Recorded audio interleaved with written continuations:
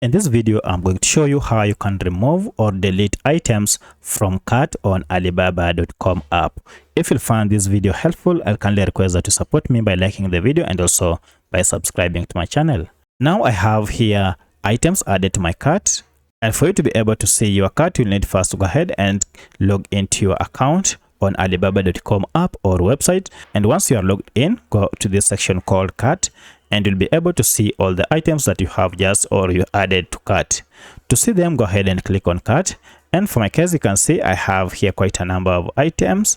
We have this one, and we also have the other two here. If you wish to remove any of this item from cart, it is pretty much simple. Just go ahead and hover over it. You'll see a delete icon here. Go ahead and click on it, and then click on remove variation, and this will go ahead and remove it. As you can see, I've now 2 items remaining in my cart. You can proceed and delete the others if you so wish until you attain the number that you want, or if you want to remove all of them completely, you can also remove the last remaining item and it will be removed successfully. And now you can see down here the cart is now empty.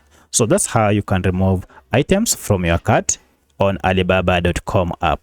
If you have any other question, kindly let me know in the comment section. Otherwise, if this video is helpful, please like and subscribe to my channel.